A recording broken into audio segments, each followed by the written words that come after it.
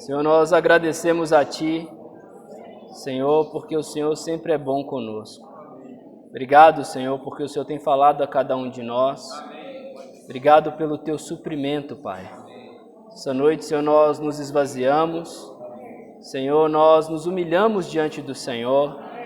Pedimos, Senhor, pela Tua bênção. Ó Senhor Jesus. Senhor, que essa noite, Senhor, cada um de nós possa ser suprido, Senhor, com a Tua vida, possa sair com o coração cheio de espírito e vida. Senhor, nós nos consagramos a Ti, consagramos a reunião a Ti.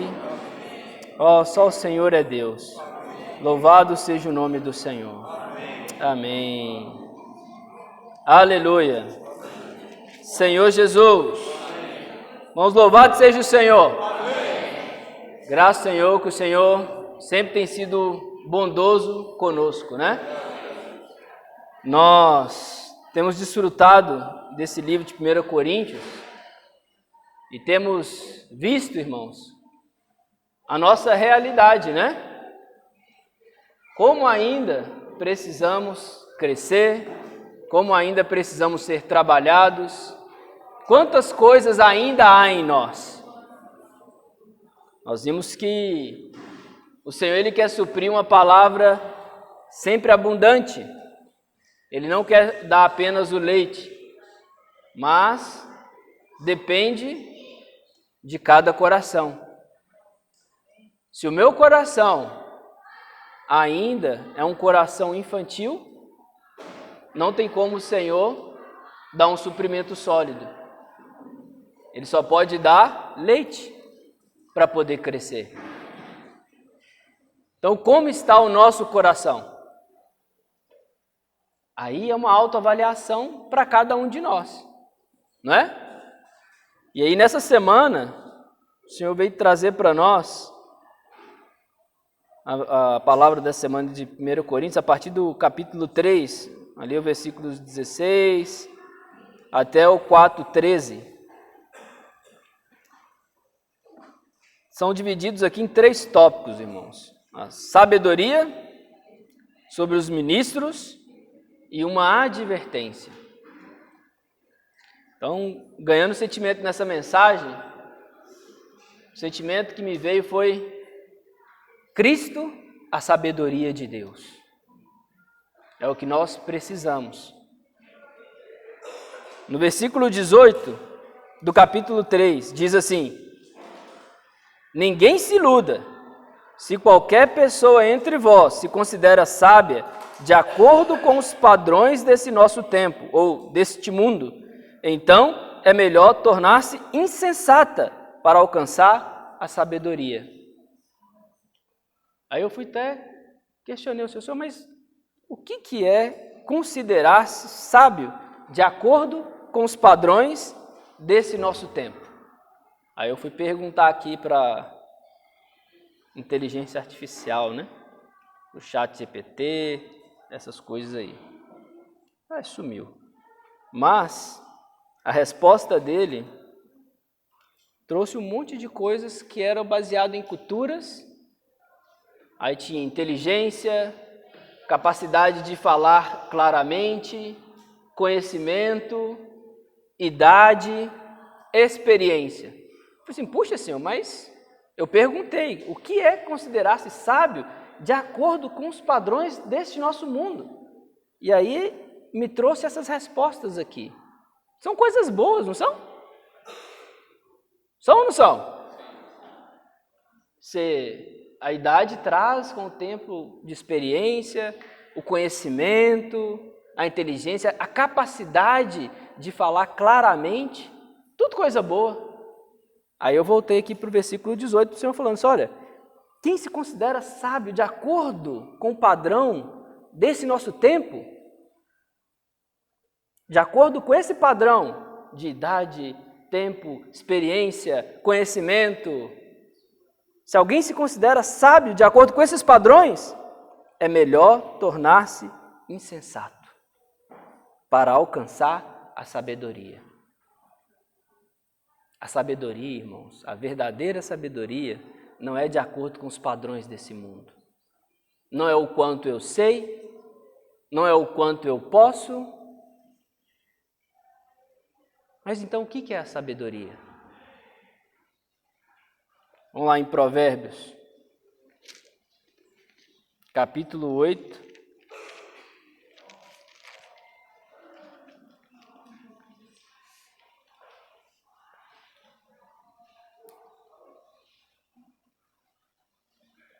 Capítulo 8, a partir do versículo 1 diz assim: a sabedoria clama. Irmãos, a sabedoria clama. Versículo 1, capítulo 8, versículo 1 de Provérbios. A sabedoria clama. Então, se ela clama, a sabedoria é uma pessoa. A sabedoria não é aquilo que nós podemos adquirir por nós mesmos. A sabedoria é uma pessoa. O entendimento ergue a sua voz. Versículo 3. Ao lado dos portais, a entrada da cidade, portas adentro, ela conclama em alta voz. A todos vós, ó homens, suplico, dirijo a minha convocação a toda a humanidade. Entendei, ó incautos, a prudência, e vós, insensatos, compreendeis a sabedoria. Versículo 11. Porquanto melhor é a sabedoria do que as mais finas joias, e tudo que se possa ambicionar, absolutamente nada se compara a ela. Versículo 13. O temor do Senhor consiste em odiar o mal, rejeitar todo orgulho, arrogância, o mau comportamento e o falar perverso. Versículo 17. Eu amo todos os que me amam, e a quem me busca, me encontrará. A sabedoria é uma pessoa que estava junto com o Pai desde o princípio. Cristo, a sabedoria de Deus. Irmãos, o Senhor é a sabedoria. Não é de acordo com os padrões desse mundo, que é pelo conhecimento, pela idade, quanto de idade podemos ter, pelas experiências. Não é baseado nas experiências deste mundo. A sabedoria é Cristo, que estava desde o princípio com o Pai.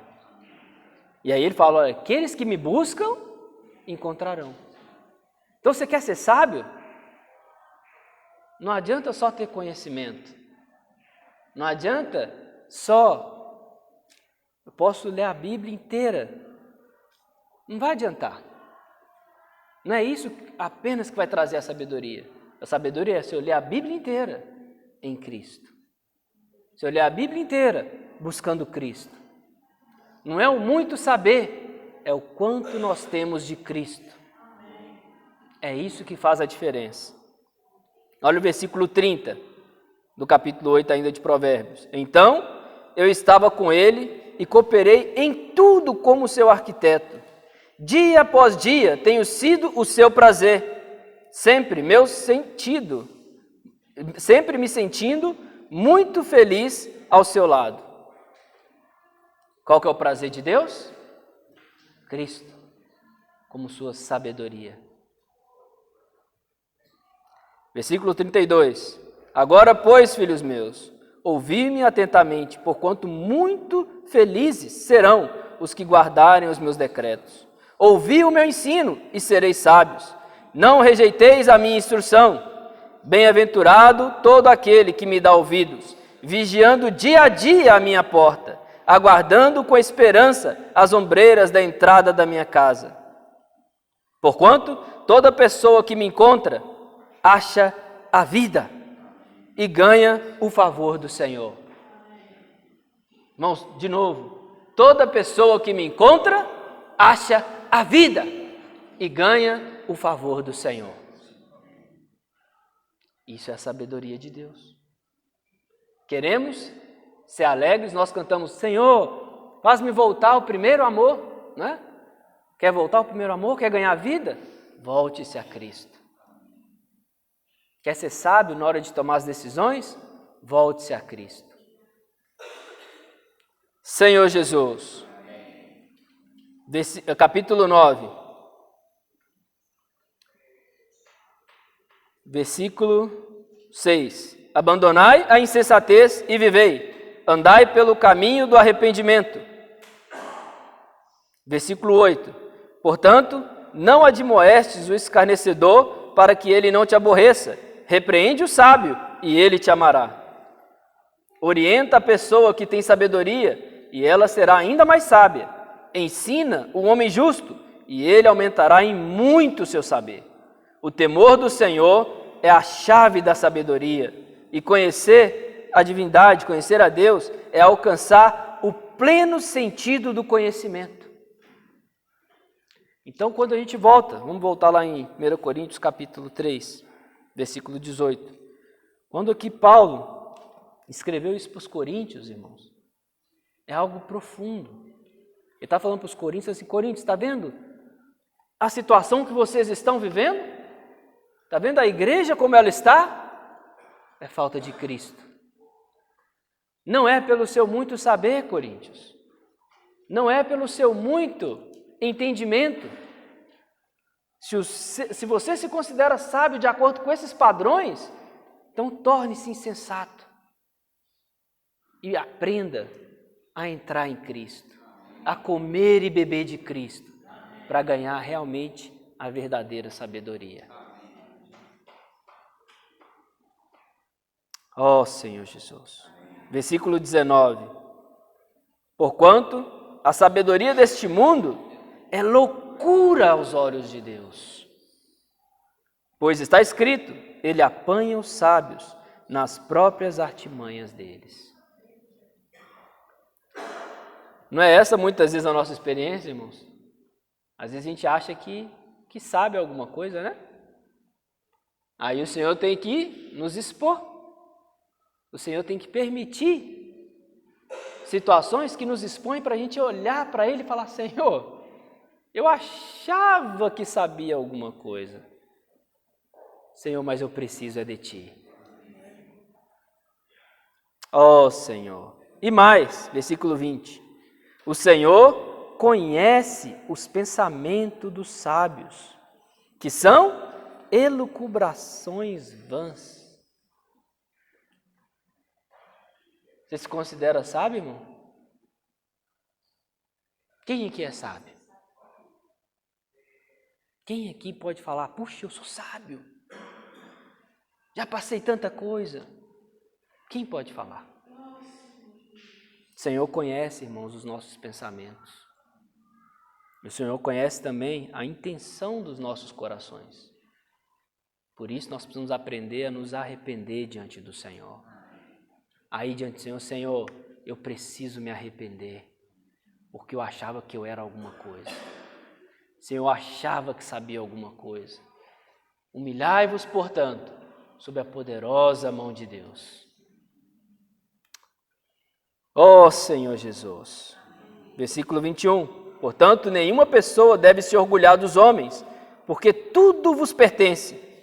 Seja Paulo, seja Apolo, seja Pedro, seja o mundo todo, a vida, a morte, assim como o presente ou o futuro, tudo o que existe é vosso, e vós sois de Cristo, e Cristo de Deus. Senhor Jesus. Irmãos, por que Paulo começou falando sobre a sabedoria, mostrando quem é a sabedoria, e aí depois ele já pula nos versículos 21 a 23, você fala assim: mas puxa, ele começou falando de sabedoria, agora ele está falando de Paulo, Apolo, de Pedro. A falta de sabedoria nos leva a focar em homens. A falta de sabedoria nos leva a falar de homens. Não é verdade? Nenhuma pessoa deve se orgulhar dos homens, porque tudo vos pertence. Seja Paulo, seja Pedro, seja Apolo, seja o irmão Ni, seja o irmão Romeu, seja o irmão Miguel, seja o irmão Juninho, seja o irmão Rogério, seja a irmã Lídia. Irmão, tudo é vosso. Não há por que se orgulhar de um homem. Quem somos nós, irmãos? Nós somos apenas pecadores. Que graça ganhamos. Tudo é vosso. E vós sois de Cristo. E Cristo de Deus. Então por que nós vamos nos perder com o falar de homens? Não estou falando que a gente não tem que desfrutar da palavra dos servos de Deus. Não é isso. Não me entendam errado, tá? Tudo é vosso. Mas a gente precisa aprender a ter sabedoria, irmãos. Ter discernimento. Senão nós pegamos ali, que fonte maravilhosa. Quero desfrutar só dessa fonte do irmão Raul. Já estou errado. Falta sabedoria. Porque se eu quero desfrutar só da fonte do irmão Raul, eu começo a comparar e falo assim, puxa, mas a fonte do Raul é melhor que a fonte do Cunha. E aí? Isso demonstra a nossa infantilidade. Tudo é vosso. Nós precisamos aprender, irmãos.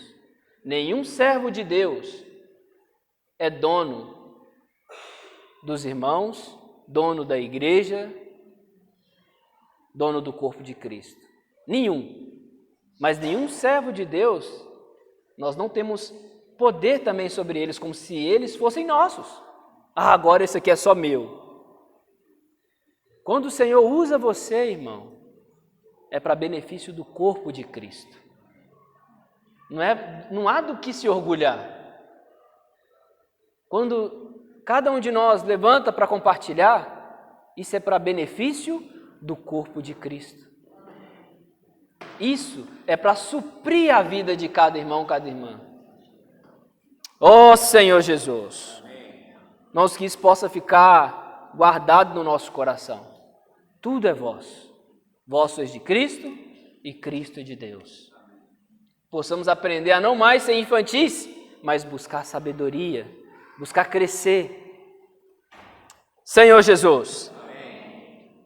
E aí nós entramos no segundo bloco, falando sobre os ministros de Deus, no capítulo 4, versículo 1.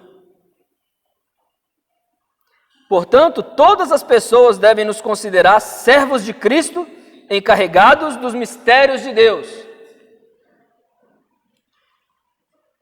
Irmãos, muitas vezes eu me sinto envergonhado.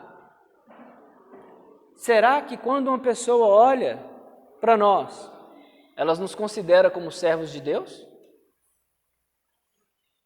Será que quando alguém me vê, fala assim, puxa, ele é servo de Deus. Ele serve um Deus vivo. O que as pessoas estão vendo quando olham para nós? O que as pessoas estão vendo quando nos veem reunidos? Será que eles estão vendo Cristo? Será que estão vendo que somos servos do Senhor? Todas as pessoas devem nos considerar servos de Cristo.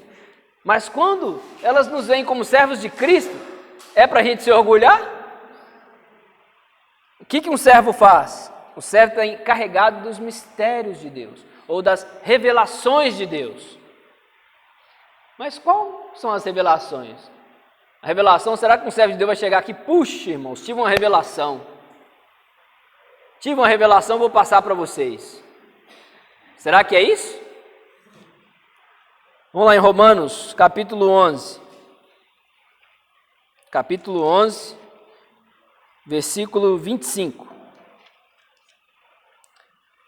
Diz assim: Irmãos, não quero que ignoreis este mistério para que não sejais presunçosos ou não sejais orgulhosos.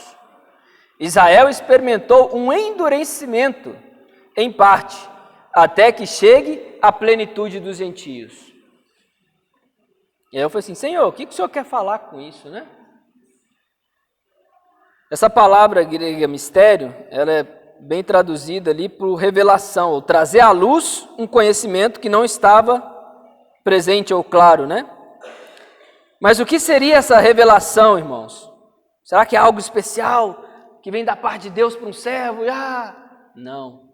Essa revelação o Senhor já trouxe. Essa revelação, irmãos, é a revelação de... Tem que ficar claro Cada servo, a gente viu lá, né? Que os servos estão encarregados de trazer esses mistérios de Deus, essa revelação de Deus.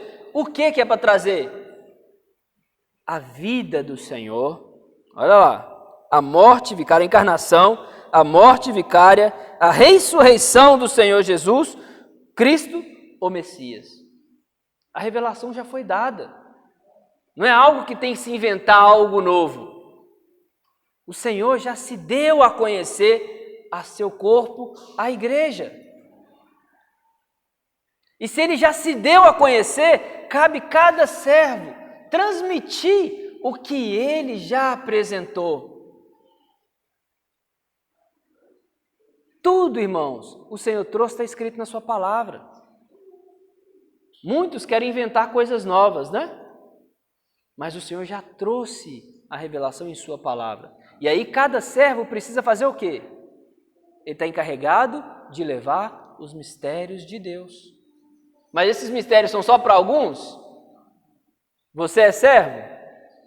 É servo ou não é? Sim. É?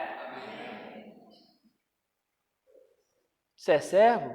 Então você tem o encargo de levar a palavra do Senhor a cada pessoa. Você vai na reunião, você já tem que ir cheio da palavra de Deus. Mas como que eu vou ir para a reunião cheio da palavra de Deus? Para transmitir uma porção daquilo que o Senhor me deu durante a semana.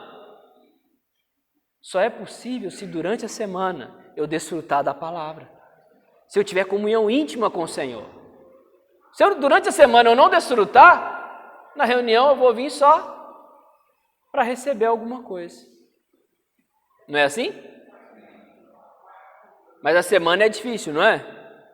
Às vezes a gente é pesado, muito trabalho, muito desgaste, muitas situações. Nós fizemos uma dinâmica no grupo familiar quinta-feira, que o Rogério sugeriu.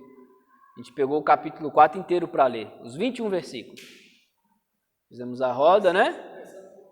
Começamos no 3:16 até o 4:21. Deu quanto tempo?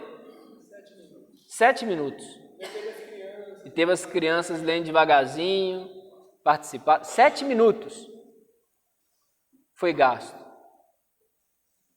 Sem parar para considerar, desfrutar ali, né? Lendo, apenas lendo, 7 minutos. Será que nós não temos 7 minutos, irmãos, do nosso dia, da nossa semana, para desfrutar do Senhor? 7 minutos, será que é muito para a semana? Quanto tempo nós temos durante a semana?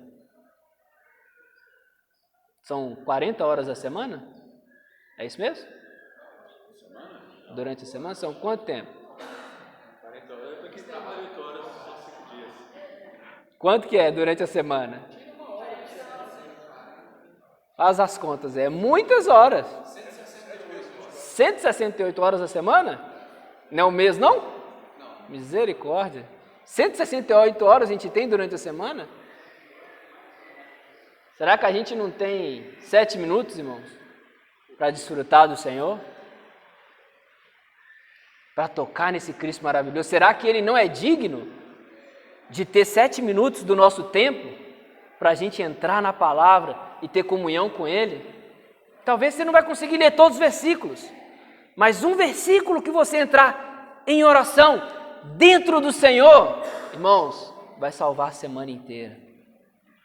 Aquilo vai te encher de tal maneira que você vai chegar na reunião, você não vai conseguir ficar sentado. Por quê? Existe algo que Deus te deu, sendo trabalhado, que precisa ser expressado, que precisa ser compartilhado. Irmãos, essa é a vida de um cristão, quando ele está em unidade com Cristo.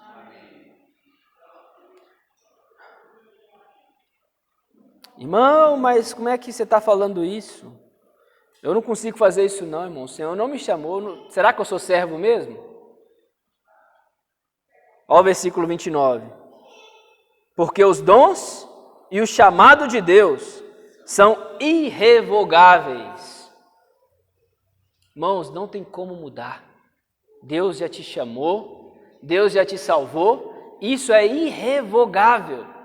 Não tem como mudar, não tem como voltar atrás. Você é um filho de Deus e você é um servo de Deus. E como servo, você pode e deve compartilhar a palavra de Deus.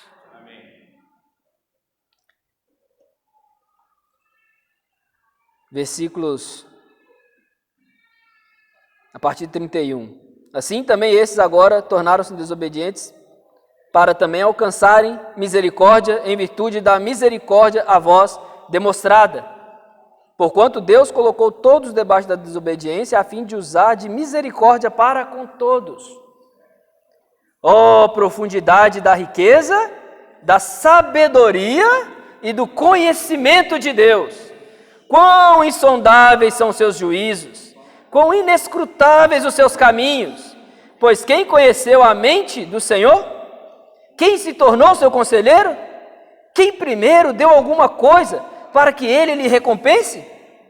Portanto, dele, por ele, para ele, são todas as coisas. A ele seja a glória perpetuamente. Amém.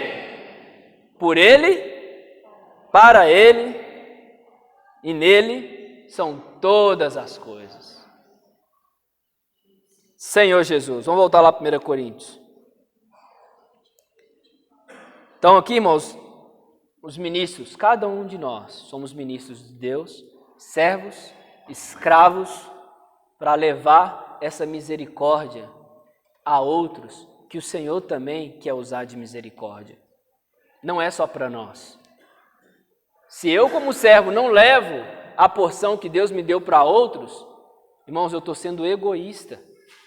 Porque o Senhor, João 3,16, né? O Senhor amou o mundo de tal maneira que deu seu único Filho, para que todo aquele que nele crê não pereça, não é isso? Mas tenha a vida eterna. O Senhor quer salvar todos, irmãos. Ele quer usar de misericórdia com todos. E depende de mim e de você levar a mensagem do Evangelho, como servos do Senhor. Não podemos ser apenas ouvintes. Vim para a reunião só para ouvir, ler a Bíblia só para conhecer, vou mexendo, e aí? Onde está a realidade do Evangelho? Essa realidade começa em nossa casa, expressando dentro da nossa casa, e é o lugar mais difícil, não é? De se expressar o Evangelho, não é dentro de casa? Talvez é o lugar que a gente mais se sinta envergonhado. Portanto, a gente precisa começar em nossa casa, em nosso grupo familiar, em nossas reuniões, nas ruas, na padaria, no trabalho, nos estudos. A gente precisa levar a mensagem do Evangelho. Senhor Jesus, além disso, o que se requer de todos aqueles que têm essa responsabilidade é que vivam fielmente. Versículo 2 do capítulo 4 de 1 Coríntios. Quanto a mim, pouco me importa ser julgado por vós ou por qualquer tribunal humano. Em verdade, nem eu tampouco julgo a mim mesmo. Porquanto, ainda que esteja consciente de que nada há contra mim, nem por isso me justifico, pois quem julga é o Senhor. E aqui Paulo então começa, olha, como ministros nós temos que ser fiéis ao Senhor, na casa do Senhor. Mateus nos diz isso, né? Que o Senhor, bem-aventurado aquele servo a quem o seu Senhor achar fazendo assim, sendo fiel como mordomo, levando o sustento aos conservos. Mas aí Paulo pula para cá, olha, mas eu não me importo de ser julgado por vós. Pareceu arrogante, não parece? Eu não me importo de ser julgado por vós, ou por qualquer tribunal humano. Em verdade, nem eu tampouco julgo a mim mesmo. Porquanto, ainda que esteja consciente que nada há contra mim, nem por isso me justifico, pois quem julga é o Senhor. Quanto à salvação, o julgamento é de Deus, irmãos. Quanto à salvação, o julgamento é do Senhor. A gente não tem que julgar ninguém. Ninguém. Nenhum irmão, nenhuma pessoa. Nós não fomos colocados para julgar ninguém. com relação às nossas obras, é que Paulo coloca, olha, eu tenho consciência de que não há nada contra mim relacionado às obras que fiz. Por isso eu não estou preocupado com os julgamentos, porque quem julga é o Senhor. Nós lemos que a própria obra, o proceder de cada um vai ser o quê? Provado pelo fogo. Se for madeira, feno e palha, vai ficar exposto, vai ser queimado. Fica visível, irmãos. Fica visível. É exposto. Se tiver ouro, prata e pedras preciosas, quem que é exibido? Cristo é exibido. Então Paulo estava certo e seguro de que, olha, não sou eu que vou julgar a obra de ninguém, porque o Senhor não me colocou aqui como juiz. Quem julga é o Senhor. E eu tenho tranquilidade, porque eu estou vivendo no Senhor. Na hora que Ele julgar, eu tenho confiança naquilo que eu vivi perante Ele. É isso que Paulo está dizendo. E quanto a nós? Nós temos confiança no nosso proceder? Nas obras que temos praticado? Essas obras, irmãos, não é referente só ao nosso viver na reunião, não. É bonitinho estar na reunião. Nem sempre é bonitinho estar na reunião, né, Hugo?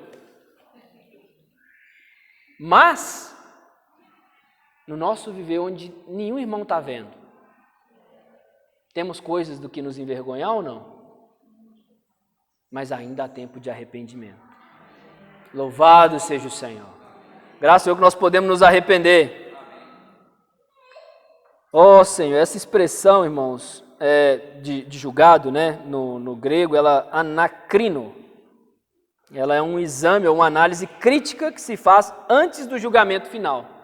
Então, quando Paulo ele fala isso, ele se auto-julgava no sentido de ele analisava o seu viver antes de vir o julgamento do Senhor.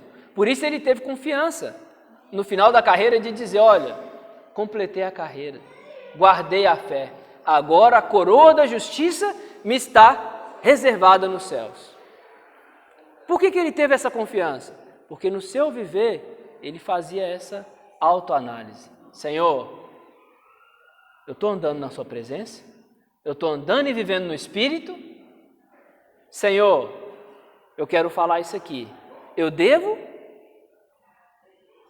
Senhor, eu quero pedir um hino. É esse hino, Senhor? Senhor, eu quero responder a um irmão. É para responder? Nós somos rápidos demais, irmãos. Imediatistas demais. Julgamos demais. Precisamos aprender a andar e viver no Espírito. Precisamos aprender a deixar o Senhor ser o nosso cabeça. Deixar o Senhor ter liberdade nas nossas decisões, nas nossas escolhas. Irmãos, o Senhor nos dá liberdade no Espírito, não na carne. Não é para falar o que eu quero. Às vezes nós achamos que, estou na igreja, é tudo maravilha, né? Irmãos, a gente precisa aprender a proceder na casa de Deus. Na igreja não está solta. Na igreja tem uma direção. O Senhor tem aqueles que está usando para direcionar. Tem. Isso quer dizer que existe uma hierarquia? Não. Mas o Senhor tem incumbido alguns servos.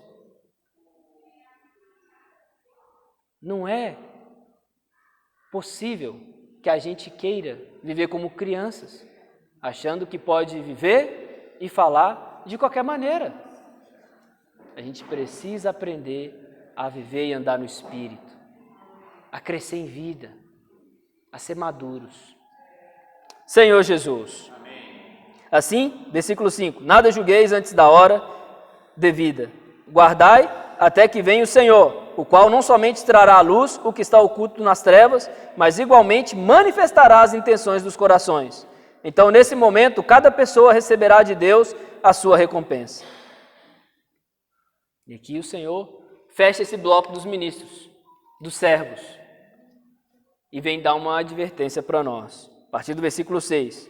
Irmãos, apliquei essas verdades a mim e a Apolo, por amor de vós, para que, por nosso intermédio, aprendais a não ir além do que está escrito, de maneira que nenhum de vós se encha de orgulho a favor de um contra o outro.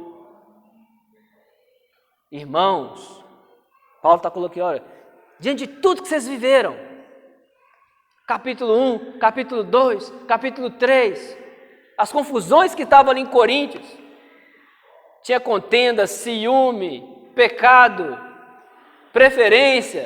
Ele está falando, olha, eu estou aplicando figuradamente, tanto Paulo quanto Apolo, para que vocês aprendais a não ir além do que está escrito. Está escrito aonde? Na palavra do Senhor, na Bíblia. De maneira que nenhum de vós se encha de orgulho a favor de um, a favor de outro. Vai tomar as dores de um, tomar as dores de outro. Versículo 7. Pois quem é que te faz destacado em relação aos demais? E o que é que tens que não tenhas recebido? E se o recebeste, então qual o motivo do teu orgulho, como se não tiveras ganho? O que é que tens? Quem te faz ser destacado? Existe alguém destacado na igreja, irmãos? Não. Só Cristo é o centro. Só o Senhor está acima de todos. É o nome que está acima de todo nome. Não existe nenhum servo que tem que se destacar, irmãos. Nós não podemos achar que somos alguma coisa. Se achamos, ainda nos falta sabedoria. Somos infantis. O que é que tem? O que é que eu e você temos que a gente não tenha recebido de alguém? Tudo que nós desfrutamos, nós não fomos ajudados pelos irmãos no passado? Que desfrutaram da palavra e nos ajudaram? Nós não recebemos a ajuda de tantos servos de Deus? O que é que nós temos que não temos recebido? E se nós recebemos de alguém, nós temos que nos orgulhar? Puxa, eu sei falar uma palavra aqui. Espera aí que agora eu vou ensinar você como é que fala. Vou ensinar você, vou trazer para você aqui, ó, o que é correto. Irmãos, tudo que nós temos recebido. O Senhor nos deu. Lembra que tudo é vosso? Os servos que o Senhor preparou para o corpo são nossos? Então o que eles nos dão são nossos. E aquilo que o Senhor dá para você, é para você se destacar ou é para o corpo? Não há motivo para se orgulhar, irmãos. Se nós temos um viver piedoso, não há motivo de se orgulhar porque eu tenho um viver piedoso. Se eu tenho um viver, puxa, eu consigo ler a Bíblia 1 hora todo dia, não há motivo de orgulho nisso. Dê graças a Deus, Senhor, obrigado pela tua misericórdia. Eu consegui ler a Bíblia 1 hora, aleluia. Não é para eu me orgulhar. Versículo 8, já tendes tudo o que desejais. Aí Paulo começa a falar para eles, está vendo, Coríntios? Vocês já têm tudo que vocês desejam, já estáis ricos, conseguiste vos tornar reis, e isso sem nós. Quisera muito eu verdadeiramente reinasseis, para que também nós reinássemos convosco. E aí Paulo começa falando, olha, vocês já têm tudo, vocês já são ricos, vocês se acham ricos, né? Acham que já estão reinando. Eu queria mesmo que vocês estivessem reinando para que eu pudesse reinar com vocês. Porquanto, para mim, parece que Deus nos colocou a nós, os apóstolos, em último lugar, como condenados à morte, pois viemos a ser como um espetáculo para o mundo, tanto diante dos anjos como dos seres humanos. Nós somos loucos por causa de Cristo, todavia, vós sois os sábios em Cristo. Nós somos os fracos por causa de Cristo, mas vós sois os fortes. Vós sois respeitados, contudo, nós somos desprezados. Até hoje estamos passando fome, sede, necessidade de roupas, somos afrontados, esbofeteados e não temos morada certa. Nos afadigamos de trabalhar arduamente, com as próprias mãos. Quando somos ofendidos, abençoamos. Quando perseguidos, não revidamos. Quando caluniados, respondemos fraternalmente. Até esse momento, somos considerados a escória da humanidade, o lixo do mundo.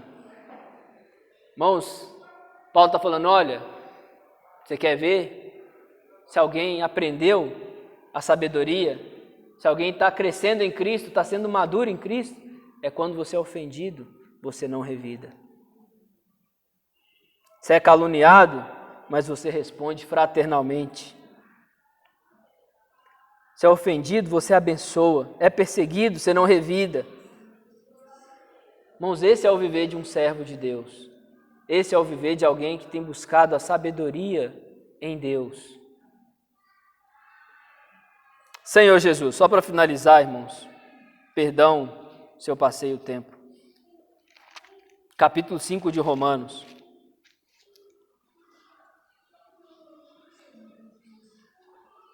Esse capítulo 5 começa: justificados, temos paz com Deus. Onde há o Espírito, irmãos, onde há maturidade, onde há sabedoria, há paz, há amor, há perdão, não é isso?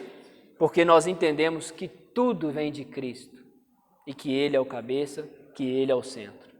Então, Romanos capítulo 5, versículo 1, vamos ler para a gente finalizar a reunião. Senhor Jesus. Amém. Pois mediante a fé temos paz com Deus por meio de nosso Senhor Jesus Cristo.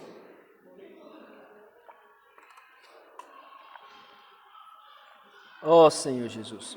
Podemos ler do versículo 3. E não somente isso, mas também nos gloriamos nas próprias tribulações, sabendo que a tribulação produz perseverança. Até o 5. E a perseverança, experiência, e a experiência, esperança. Ora, a esperança não confunde, porque o amor de Deus é derramado em nosso coração pelo Espírito Santo que nos foi outorgado. Amém. Graças ao Senhor.